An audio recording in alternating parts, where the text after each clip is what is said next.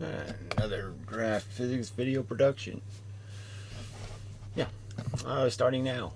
Okay, so comments and then whatever I feel like it. Who knows? This is irritating because it's this philosophy crap. But anyway, I've seen several of your videos. I'm starting to understand now, I think. Well, there aren't videos on this channel. There really isn't a conversation here. It's either totally random and fucked up, or aliens tried cloning, and that's why the world is full of errors. You're an idiot. I mean, the whole process, if you knew anything about evolution, you'd understand that the whole process of evolution is just based on the idea of making errors, and then some of the errors just happen to be good things. Like, there could be a car accident and some pedestrian gets hit and killed. Well, it could be that he's a pedophile, okay, and that you just saved a bunch of children from having their brains warped and fucked up and all that crap. And so it's a great event. So every now and then, a bad thing is a good thing. You know, that kind of thing. Um, Whatever. I mean, that that is what it comes to, right? No, you fucking asshole. It doesn't come down to aliens are God. It comes down to a simple process of complexity. Things get complicated if you give them time to interact with each other. It's just what it does. It gets filtered out of the system. The system has some rules, like you could have a simple game of checkers, right? A simple game of checkers, and then you have a simple rule that you can start stacking the checkers, right? And the checkers get higher and higher and higher and higher, and then there's rules about whether they'll fall over, and then there's rules about what kind of colors they'll end up being, because you make a rule that the rule is that the black ones can't touch the red ones and the red ones can't touch the black ones, or some other kind of bullshit. And then you end up with patterns in a certain way, and only black ones over here and only red ones over there, and blah blah blah blah blah. But it's just patterns. You know, once you have a membrane around something, you know, a little bit of a filter, and then there's something different on the inside, something different on the outside, and then the game starts. And then the DNA molecule was critical to the whole function of all this complex chemistry that we see, in the sense that the DNA molecule is like a Rube Goldberg machine that actually tests new things. It can take a memory of, okay, I'm now picking up this and putting it on top of my head. What happens? Success or failure? And it records it. So if it succeeds, the record says, do that again, do that again, do that again. Okay, if it then becomes part of a permanent thing, it does. It puts the hat on its head. Now you can put the goose on top of its head, and then the goose can lay an egg and can roll around the rim of the hat and then fall into the blah blah and do the blah blah blah blah blah. So the machine can get more complicated because it can pick up elements from the world around it, put it on its head, and build a big, fancy, funny little hat, because it does it over and over again if it succeeds, if it survives. You idiot. I mean, you don't know anything about any of these subjects, and yet you're saying, I'm going to be a thinker and a philosopher. Well, guess what? You have to do all that preliminary work first. You have to know something about earth science. You have to know something about rocks and air and empty space. You have to have some knowledge of this shit. And once you have any knowledge of it all, it'll occur to you that your answers are idiotic. If aliens did it, they had to evolve somewhere, shithead, so you haven't solved your problem. Where did the aliens come from? God made them? All right, and God doesn't have any. It's the first and simplest answer to the solution to your religion problem is just to say, what, you think some asshole sat around forever? That is forever, an eternity. What the fuck was God doing for a fucking eternity? And why would he all of a sudden be entertained by creating organisms, throwing them into a circumstance where they have to eat each other to survive? What fucking sense does that fucking make, you fucking lunatic? It makes no sense whatsoever. For why are you wasting my fucking time needing instruction in basic logic? Fuck you. You're just too fucking slow. You're too far behind. Okay, you don't go to college and start saying, I'm a very good college student. Because you're not. You suck. Okay, you've got to do the hard work of knowing something before you start opining. Alright, either no meaning at all or no creator or aliens need to learn more when it comes to playing eugenics. Say you. Question mark. No, I don't say any of this crap. Whatever this crap is, I didn't say any of it, you stupid fuck. What I said is there's mechanical processes, and there's no reason to think the mechanical processes can't get complicated. Of course they can. Shit. Evolution, retard. Using aliens as a god substitute is a special kind of stupid. Yeah, it really is. Even if alien existed, how would that fundamentally make the game any different? Yes, how do you say there's no evolution, okay, and then claim there's aliens? It's just so stupid. God had to make the aliens so the aliens could make us. I mean, it's just fucking retarded logic. Okay, how do we exist without one or the other being true? So again, because you can't understand, there's a process, okay, of progressive through time. You have something, it gets a spot on it. Then the spot gets a spot on it. Then that spot gets a spot on it. And yes, a lot of it is preposterously unlikely events that lead to the existence of things. But think about it, billions of years for it to happen, shithead. Hundreds of millions of years of time, to wait around for the spot to fall on top of the spot. All right, to have the coincidence. Do you really think that there hasn't been some time in history where some guy named whatever, Joe Smith, actually has a head-on collision with another guy named Joe Smith? It's no doubt has happened in history, shithead. You have enough permutations, then you can have something really fucked up happen. Lightning does strike the same place twice. Every now and then. This is no accident. Fuck you until dead and such. Everything we experience can be explained mathematically. Well, that's retarded. I mean, what do you mean? You have an equation for everything? It's just more stupidity. But everything that happened can be explained through causes and effects. Yes, there's interaction, and it's really complicated. There's a whole bunch of stuff. There's trillions of things on the tip of my finger going on. The real universe is a lot more dense than the one we're living in, the one we're perceiving. That means it has structure and purpose. Purpose is a silly word in this context. If the fact is it exists, that's as far as you have to go. You don't have to worry about this purpose crap, because as soon as you exist, you're casting a shadow on somebody else technically, so you're already announcing your existence. I am one who believes this is a huge fucktarded experiment. Well, experiment by, again, you keep forcing it to be by somebody, you retard. And they don't give a shit about our feelings. Well, there is no they, retard. There's just the process. And there's, again, the process you can say is a fucktarded experiment. Yeah, it's what universes do, and it's tragic that it can turn out this way. It's tragic that there has to be the invention of suffering and all this bad stuff and all that kind of crap. But guess what? The universe doesn't know it did that. It doesn't have a sensibility. It didn't have the choice to say, oh, I won't do something stupid. No, stupid was in the game. As soon as you have a game, stupid can happen. Look at how complex your physical body is. It's totally irrelevant to the point. Look at how simple its function is. We still have seawater in our blood, you idiot. Okay? I mean, the crude origins are all over the place. Look at your penis. Crude.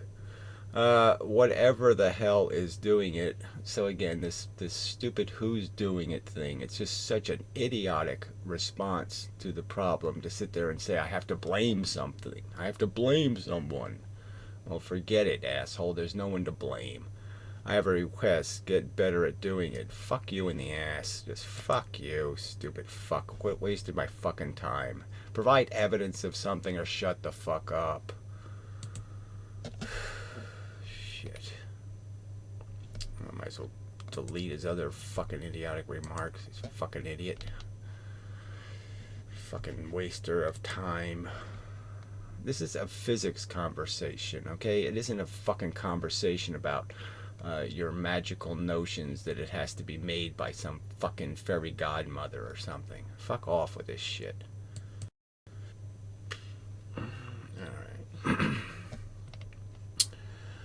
Alright, John Baxnell, unaccountable weasel of a coward. H.G. Wells seems to be just about the only thing that this bumbling idiot knows about physics. So why don't you challenge me with some real fact? Why don't you explain why there's images in the multi-slit experiment are projected? How wave interference can do that? You know, why don't you answer some of the questions I've repeatedly asked on this channel? A whole bunch of them. Why don't you answer some of those questions if you want to show how smart you are? Fuckhead. Yeah. Just such a bullshit comment. No content. Just zero content. Not challenging a single fucking thing. I could type that on Professor Lewin's videos. I could type it on anybody's videos on the internet. It's a meaningless pile of tripe, you fucking asshole. Lots of important points made. Like you said, there are a lot of other mechanisms to explain the same outcomes, which actually makes more sense. There's lots of ways to, yes, create geometry, for example, or something. You can do it with 5 sides, or you could do it with 19 sides, and the same thing, you get the same outcome. So there's lots of different ways you can manipulate the mechanics of something, come up with the same result. Like you could have a rotary engine, or you could have 6 cylinders, you can have 8 cylinders, you can have them transverse, you can do this, you know, you can do lots of different things and end up with something that functions the same way, but it did it in different ways. And so there's different mechanical ways to draw that and explain that, and finding the one that fits the best and the most is the objective. I mean, I would argue that that's sort of what I'm saying here, is that I want to find a way to understand the basic mechanism that not only produces what you want in the sense of like a magnet. You want it to, you know, you want everything to be, you want things to be filtered, segregated. You know, red force comes out of one end, green force comes out of the other end. You want to fit the certain model, and you know, you want to do it in a way where you don't have to have, you have to have as few rules or as few underlying concepts. Like checkers, you want it as simple as possible. You know, you jump diagonally, you can't jump whatever not diagonally would be, and you can't, you know, it's good to have certain rules. I don't know if checkers has that rule, but anyway, it's been so long since I played checkers. But yeah, you want as few rules as possible. You want them all consistent and clear, you know, just obviously sensible. No magic checkers. No checker that gets to just go 15 places over here and sit. You know, no action at a distance. No spooky action at a distance. No bullshit. As little bullshit as possible. And if you can get that starting point and get it to work, that's probably the right answer. Yeah, I'm saying that's the ideal.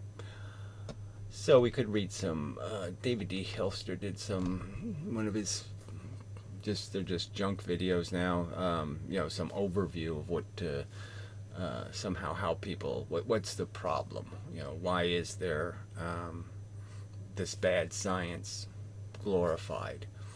And he thinks has something to do with how people, I don't even how they individually scrutinize science, which they can't do. I mean, that's fundamentally the problem, is that, you know, you do have to do the legwork to understand all the little variances that exist in the facts. And no one's really doing that with a discipline. Like, no university is saying, what are all these elemental questions for each process that we claim to exist? So here's a fact, okay, lensing, you know, photons being bent by gravity. Well, what is the real facts that we have defending that? Time is a dimension tied to space somehow, that somehow they have a correlation to each other and they bend in some similar way or something. Well, what are the facts? And what are the arguments and counter arguments, and how does this conflict with, what does it conflict with? And then you'll have to point out that yes, quantum mechanics doesn't fit with this bent space explanation. You can't really make virtual photons into bent space. And just do that for all of these subjects, you know, whether it be the 2-slit experiment or this, you know, what's causing the effect? And nobody can stay on the subject long enough for there to be any kind of sensible argument. It's like the Chappelle Society people, when they talk, they just keep changing the subject every week, and they never really isolate, well, these are the things we can all agree are facts. I mean, this experiment just demonstrates it factually. This exists. This one's solid. and then start with those axioms, or just put everything on a scale and just say, okay, nothing could be a 10, all right, but some concepts can be an 8. Okay, and if you're going to take an 8 out, then you have to have a very good reason to remove something we believe with 8 confidence, something like that. But there's just none of that. Okay, there's no conversation about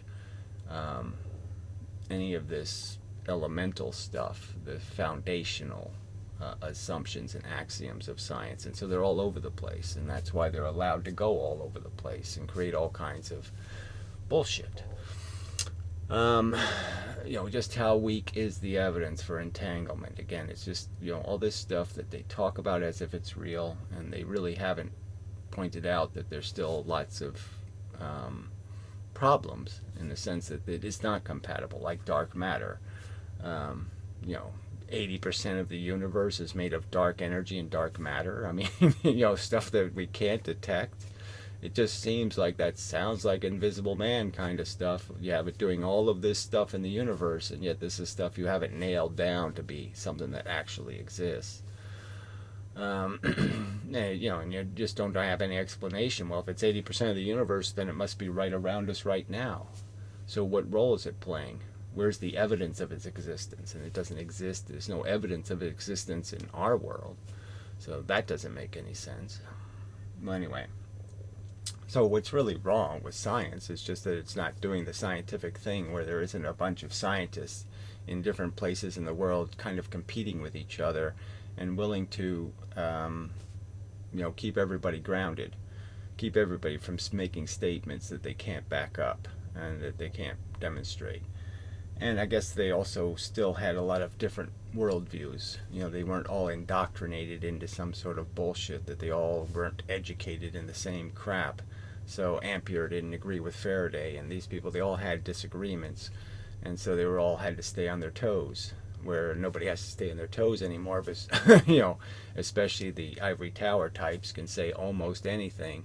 And they won't be humiliated for it. It won't be held against them. Something like that. It's just not the same kind of atmosphere. It's not a competitive atmosphere in any sense, but in who gets the money, who has the connections, that kind of crap. It has just nothing to do with any system of integrity in terms of being philosophers or scientists. It's just a different ball game because it's a different ballpark. That's all there is. And so all there really is attempting to communicate with people who are scientifically literate. And so he's attempting to communicate with people who aren't scientifically literate. So I'll read some of the scientifically unliterate's comments. But the real point is to argue with people who are scientifically literate, who have seen the experiments, who have gone to college, who do understand what Faraday did and what Maxwell and all the rest of this stuff, what the actual stuff is they did, and how far it goes and how far short it is, and what it's premised on and all that kind of stuff. And those are the people who have to be willing to say, well, wait a minute, maybe we have way jumped the evidence. Maybe we've taken a tiny, tiny glimmer of it seems like and turn that into it is like, and that's a real dangerous thing. And so maybe we can talk to people who are a little bit scientifically literate and explain that, look, there's a different model of how energy flows through the universe, and the model can understand that force is something that's inside of stuff moving. When matter's moving, it's moving because it was forced to move. It's not moving because it just happens to move. It moves because it has to absorb something and hold it and contain it, and then it can release it at some future date. But what's it holding? It's holding an imbalance. It's holding the fact that there's more stuff going this way than that way in a place. And, that means that some other place in the universe there's more stuff going that way than this way.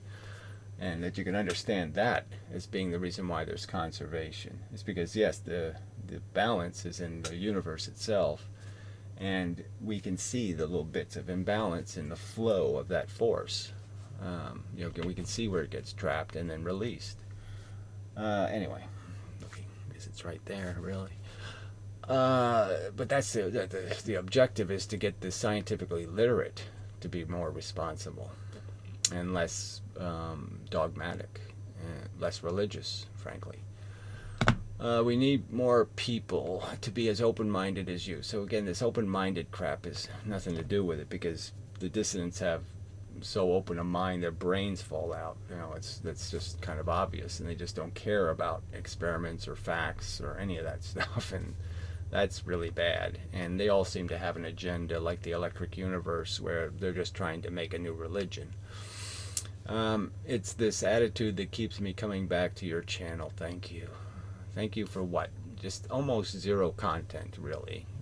Zero substantive examination of any of the underlying principles. Just a statement that there must be wrong and there is no right answer, and all answers are right somehow, and we should support all people no matter how stupid they are, which is just stupid.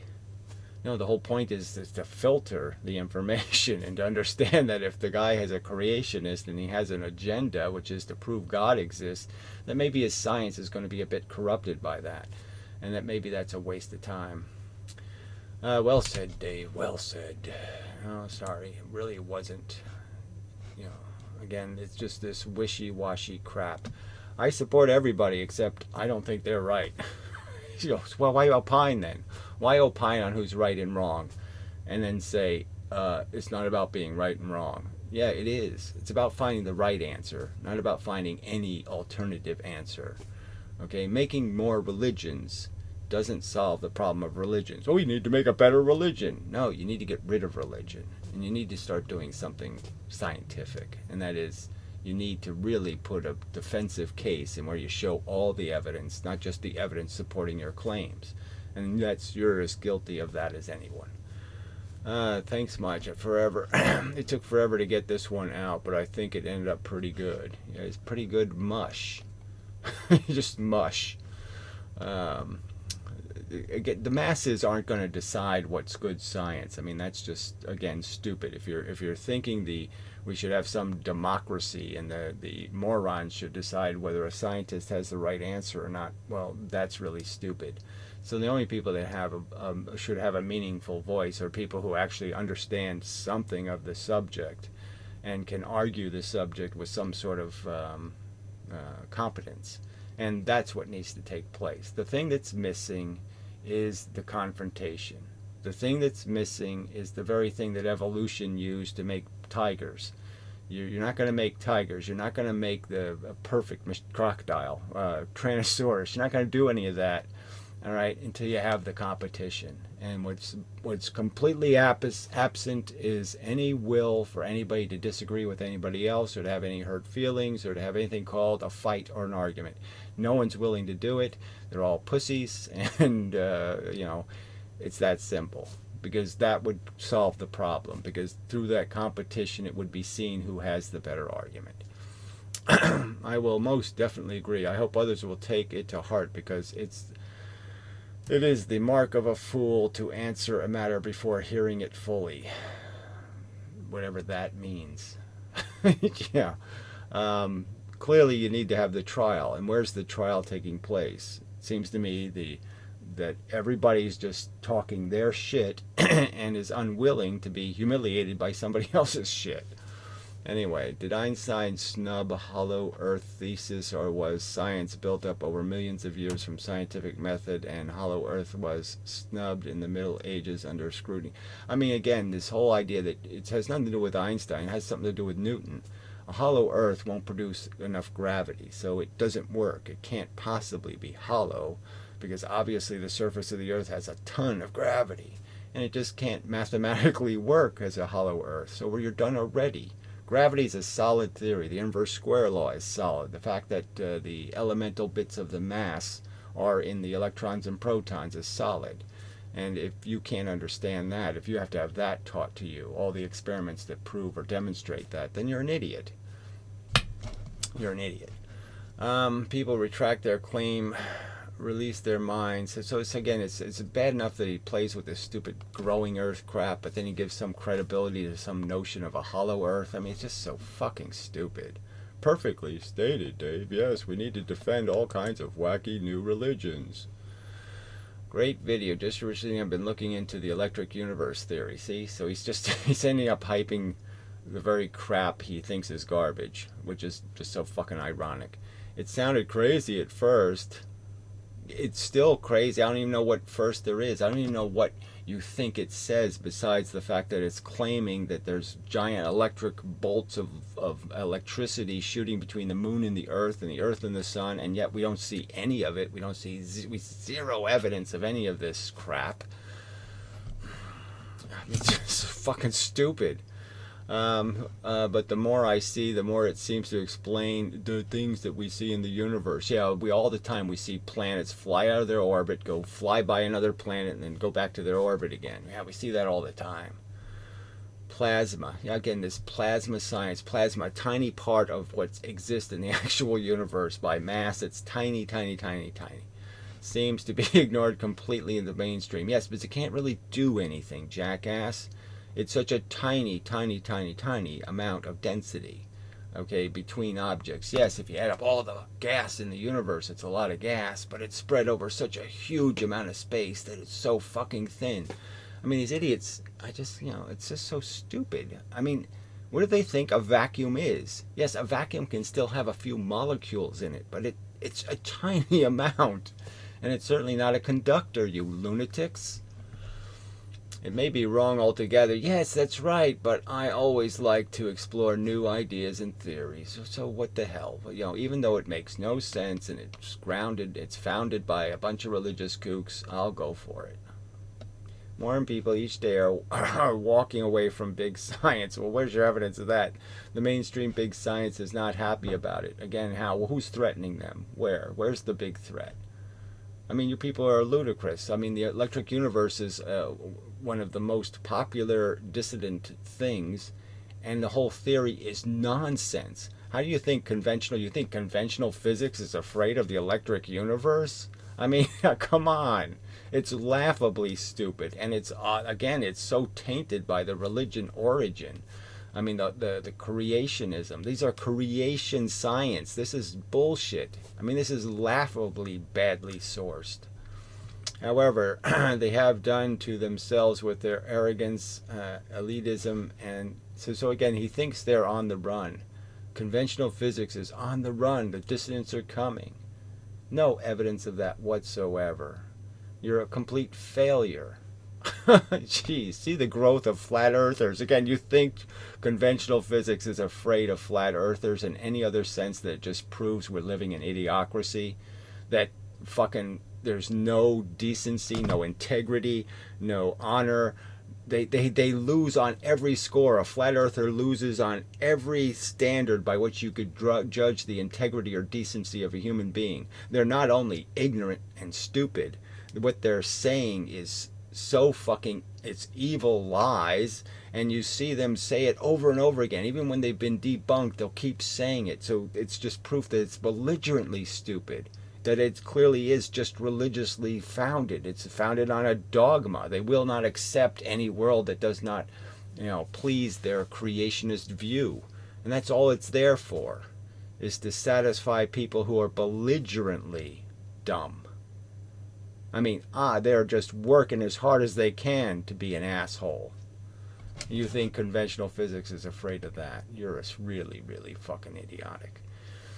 Answer, particle models.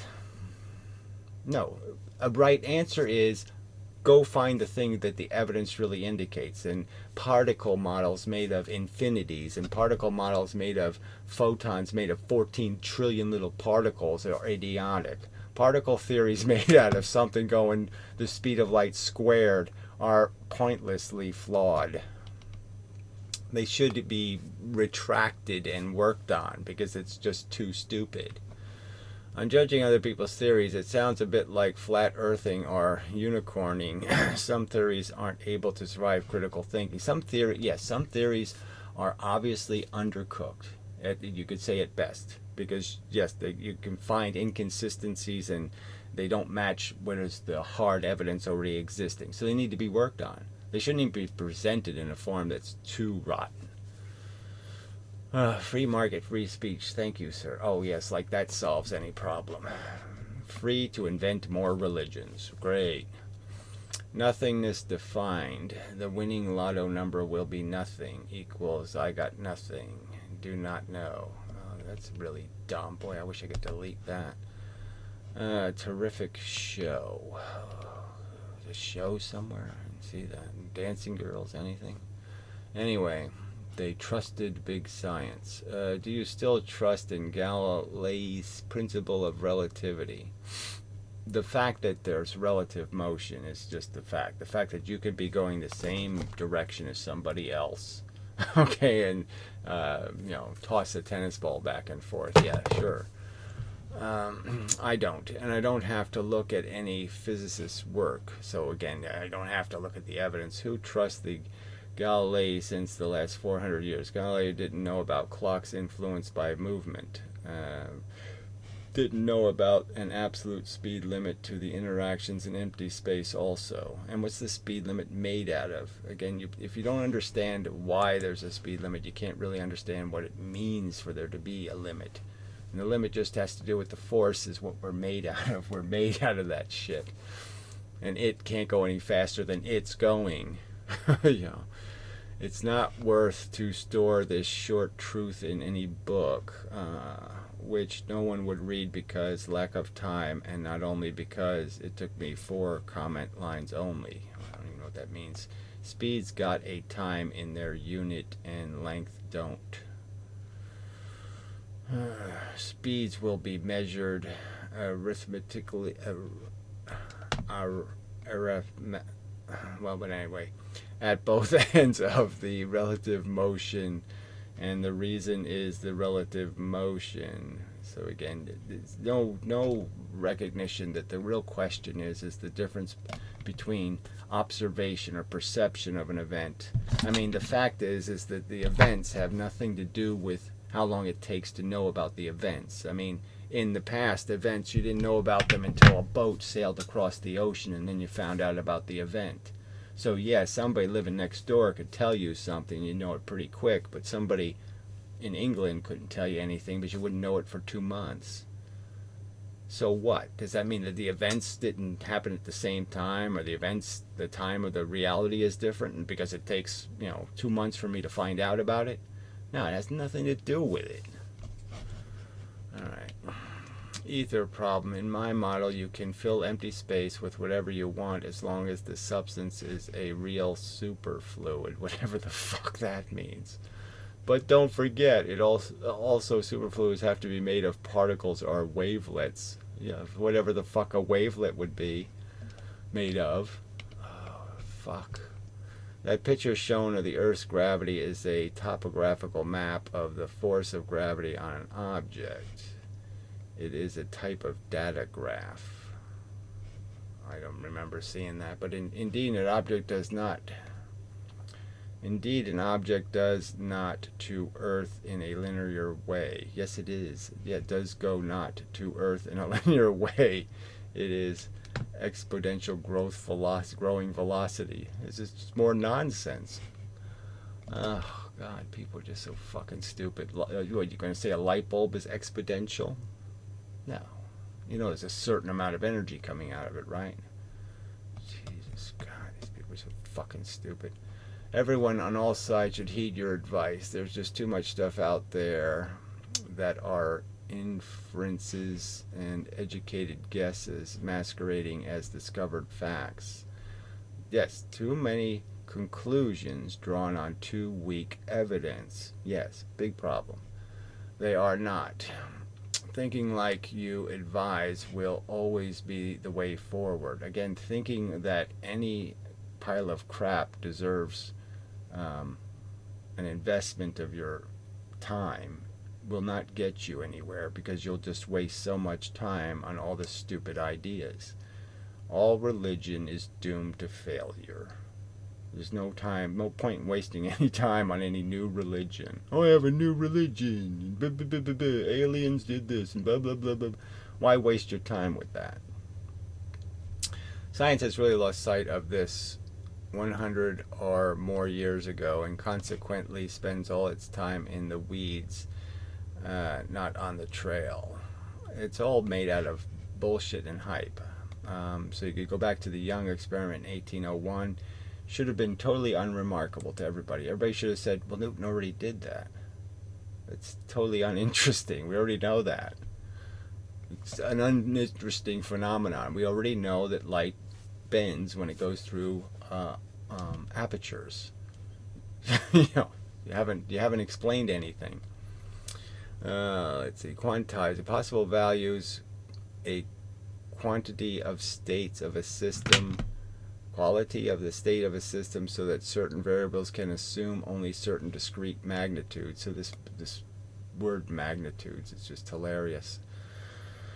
That Ken Wheeler bullshit. Einstein said it's a miracle curiosity survives formal education. Yeah, he had that right in the video, retard.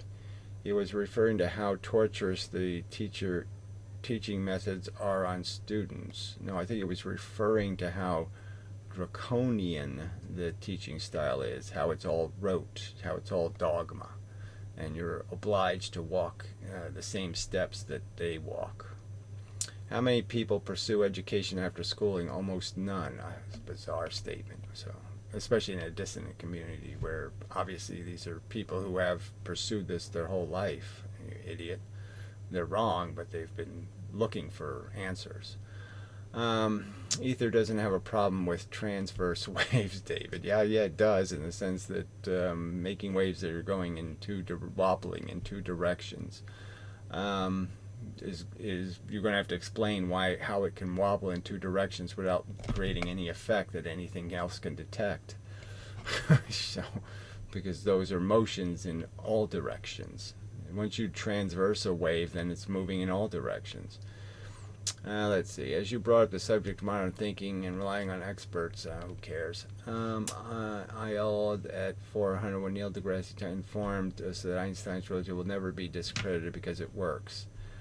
Yeah, well, the question was asked in a stupid way. So again, the fact that deGrasse Tyson reacted that way, so that's another way of breaking the rules, is this misparaphrase. So De Hilster says, well, deGrasse Tyson was asked if Einstein could be wrong. That's not what he was asked. He said, when will Einstein be proven wrong? You know, obviously the question had a taint to it. Well, obviously you people aren't even coming close to proving it wrong. That would be my argument. Your arguments suck, okay? The electric universe argument sucks. Complaining about because mathematically you have to put a charge into the equation. That is, you have to put another object into the... You can't explain gravity or anything else or charge unless you put another charge in the math. You have to have something in the math to interact with it to be able to do the math. And so that's a silly complaint. I mean, that's a silly, I gotcha. Like somehow you have to put a test charge in the math for there to be a math. Yes, of course there has to be. You have to put something in the math, or there's no math to do. You have to have the other object in the math to decide what the object is producing. You can't talk about the shadow something's casting until you put something in there to be the shadow to be cast upon. Let's see. Einstein himself said that millions of observations theory could significantly predict. Theory could successfully predict would not prove it correct. Well, Einstein's own words are is that he does think that he can prove it correct. And as I'm learning and reading Einstein's book, I don't know how many he wrote, but the book on relativity, where he's using pretty putrid examples, again, to demonstrate this evidence of this theory being correct, is, he says the Lorentz transform is correct because of the correlation found between shooting light through moving fluids. And to me, that's a horrible example. Just because we know those two things aren't the same thing. I mean, we know what mediums do to light, and we know how you can expect an effect. There's no correlation to some dimension being warped. So to me, that's like quote mining. That's the same thing they do with the double slit experiment, where they choose to talk about the photon turning into two wave things because they have two slits, and yet they never really explain why would a photon break into two waves in the single slit. It does exactly the same thing it does in the double slit. It turns into two waves. Two, not 4, not 10, not 2. So it turns into 2 in a single slit, and yet it only turns into 2 in the double slit. So I mean, there's a conflict there that's so obvious and unexplained. And I'd say Einstein's evidence is just as poor. Let's see. 0 does not mean nothing. It means not here. Oh well, whatever. This playing with the word, playing with zeros now. Hey, people are just so fucking stupid. All right. So anyway, I do a little real physics. I mean, this gets a little bit into the deepest part of understanding. Back to sort of the idea that the universe is just a pattern, that the medium, okay, is in motion. So you could say there's an ether, but it's an ether that's in motion. That is, every little bit of the ether already has a trajectory. It's not just sitting somewhere waiting to be tipped over like a domino.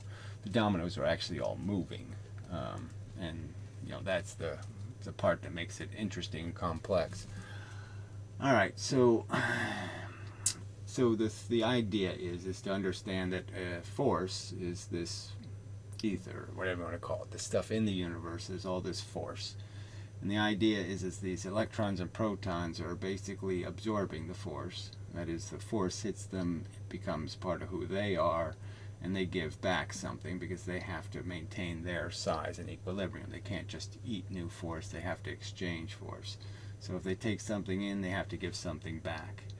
And so the trick would be, if you understand it in that simple sense, that the space shuttle, the force goes into it. The equal and opposite reaction to all the pressure expansion heading in one direction out of the nozzle of the engine is that the same amount of energy that's flying out of the back end is going into the physical structure of the atoms of the space shuttle, and they're all being accelerated, given momentum.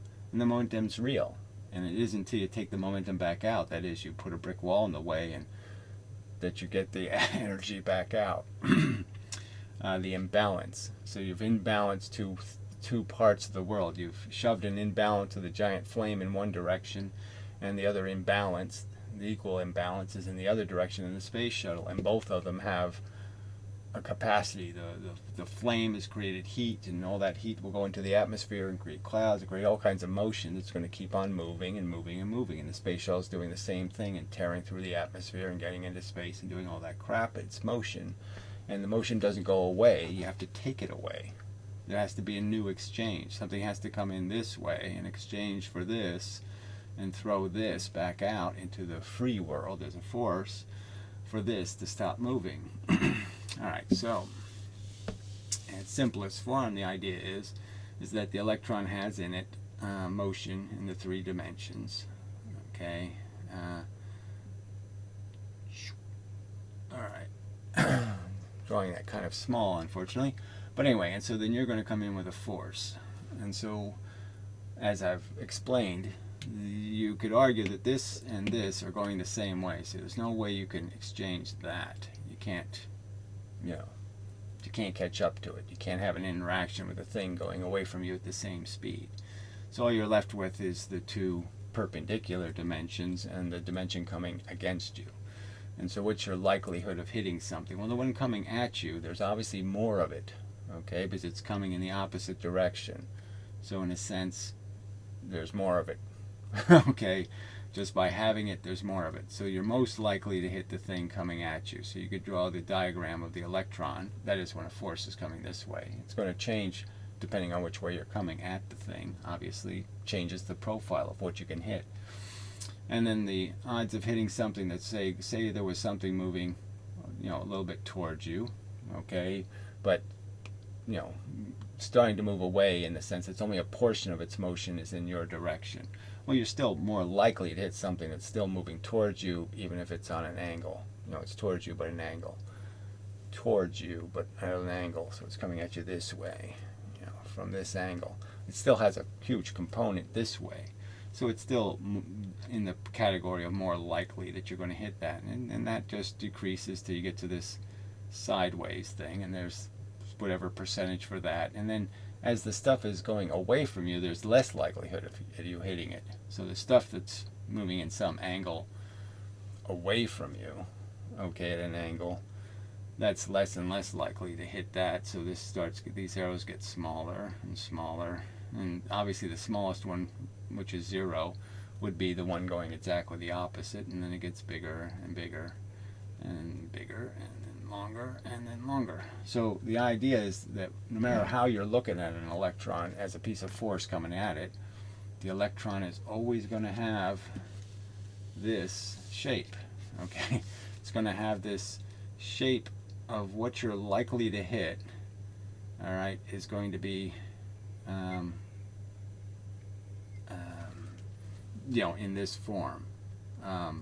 The most likely is going to be the thing coming for you, and so on, going around. And so the thing you're likely to exchange with is in that shape. So when you're hitting an electron from this direction, the likelihood is the reflection is back, or the deflection will be, the exchange will be, you'll give it this, a little more in this direction, and you'll give back something in this direction. So you're more likely to be reflecting energy this way, and you're very unlikely for the energy to be coming out this way. So very little chance of this, and a very high chance of this reflection back this way.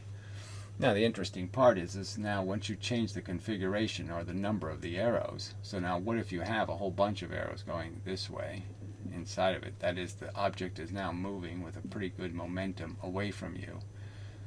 Then there's going to be fewer of these arrows, more of these, and it's going to be less likely that you're going to have an interaction.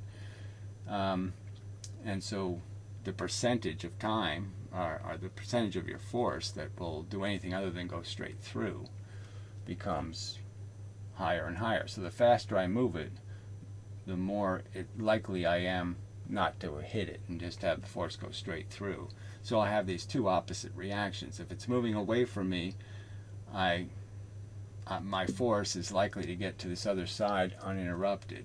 If it's moving towards me, it's very unlikely that this force will get to this side unaffected, and very likely that it's going to be reversed in its direction. So the motion has everything to do with the profile and what kind of interaction is going to take place.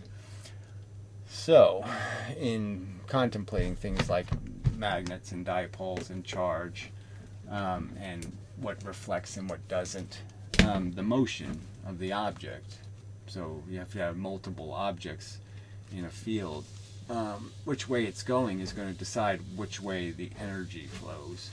So if you had two objects that are that tend to reflect energy, that is, they tend to, it really is just going to depend on which way they're moving, okay, and how much effect the force can have that might be caught between them. In terms of, they traditionally, if they were just standing still, these things would just reflect, in the sense that this energy would go in, change the momentum of the object, and this energy would go out, and it would do the same thing in this thing and change the momentum of the object and go out. But as they get further and further apart, and these things are moving faster and faster away, then that force is going to have less and less effect, you can see. And so it's almost going to create a kind of inverse square law, and that the further away you get, the less significant this interaction becomes in terms of reflection. But the more you are moving in, the faster the two things move towards each other, the more intense the reflections are going to get. So the faster I move something in, like for example moving a magnet into a coil of wire, the faster you move it in, okay, the more reaction you get. Well, that's because the more likely it is you're going to have a reflection, right? So if there's more arrows inside this thing moving in this direction, then that's more likely to be a pure reflection. It's more likely to cause the same effect here, blah, blah, blah, and bounce back and forth. So the more likely you are to trap energy, the faster you're moving one of these objects into the scenario. So I'm just saying that this is probably the right way to start the model. The right way to understand the model is that these pure exchanges have to happen, and that they're always conservative. So you can't really just have some it's nice to have a rule. Like I said, I might fall back on it if I have to, where you just say, well, the energy goes in, it turns right, or the energy goes in and it turns left, when in fact there has to be some conservation in the sense that there's reasons why it would turn right or turn left, and it'd be the better physics would be able to explain why it does that, not just that it has to happen to make it work, but why does it happen. And so it's all about your starting points and how how much detail you think you need to provide to explain a phenomenon. So I'm just saying that ideally you want to start with something this pure. So that's why I'm working on a model that starts there and still works and still creates magnets. Now it still does make a magnet, but yeah, it isn't great for making a nucleus of an atom, and so I have to work on it. But it's the better way to start, is with some functional model, some mechanism so simple. So all I'm saying to you is, clearly I think there's already a clear indication that this is the right principle, that what's really happening in the universe is there's two things. There's the force moving the speed of light, and the force is all the same stuff. Photons are just the force at a specific period. Okay, magnetism and charge are just created because the force has two types, one that reflects and one that, what would be the better way to say it, one that makes an exchange where they don't change, they change just their seats, they don't change their action, and the other, they change their action when they interact. But anyway, they have two different ones. So magnetism is when this force is segregated, and you tend to knock all the green stuff one way and all the red stuff the other way. And it could be understood that all you're really doing is making lines that intersect, okay, and following these kinetic rules that, when two things hit each other, one goes this way, one goes that way. And, sorry, not in the picture. But the tricky one is that, so what I'm going to argue, I think, is that the two interactions are different in the sense that when you put a force into an electron, it's just a simple exchange. This force goes in, the opposite comes out, or something else inside goes out. So it could be this that goes out because that's what it interacts with, and the two, you just have the same thing. It gives back a bird flying this way, takes in a bird flying this way, just that simple. And so the one in here is this. It's just a seat in the boat, and there's a direction, and they just exchange seats. Well, the other way they could interact is that the one could be this, the force could be coming this way, and the opposite force, it's hitting an opposite force that's inside of the thing, and that force is going this way. And what they both do, okay, so the object, what happens is in that interaction, the result of that is both force bits end up going the addition of those two vectors. So both end up doing the addition. So the object ends up having a new arrow going this way, and the field ends up getting a piece of energy going out this way. So you combine the two momentums, and both bits go that momentum. So the one that stays is going that way, and the one that leaves is going that way. And those are the only two interactions in the universe. So I could argue that that's all that's really happening. So when you're the same color, I should have drawn this as a different color, and that would have made this a consistent drawing. But when the force is the same color as the stuff, it's just a simple exchange. When it's the opposite color, it does this more complex exchange where the two momentums are added up, and both of the objects, the one that stays in the boat and the one that leaves, are both going the same direction. And then you have conservation again. Ugh. So anyway, that's what I'm working on anyway. It seems to make sense. This will, there's enough difference that this will create your magnet and explain charge and it'll work, I think. Just saying I think it's the better than the original. It's more it's more elemental, and it explains the difference between the two in a way that accounts for you just don't have any magical right turns. There's no magical turn. The turn is made out of something. All right. Just getting to the reason why I mean, it'd be so much simpler if I just stayed with the old model, because it does work, and you can make it work. And so here I'm making it a little more complicated by saying, now let's do it this more complicated way. But I think this more, even though it's simple, it's more complicated to follow the bouncing ball. The effects are more complicated to illustrate. But I think it's the right way I think it's a better starting point. So that's the point I'm making. But it's not really to my advantage. I probably should have just done all this in secret. But anyway, it doesn't matter. And once we have the animation, I can start illustrating the point. Still being worked on and making it better, blah, blah, blah, this and that. Just see how it goes. Eventually. Yeah, eventually. So, till the next time and such and so forth and whatnot.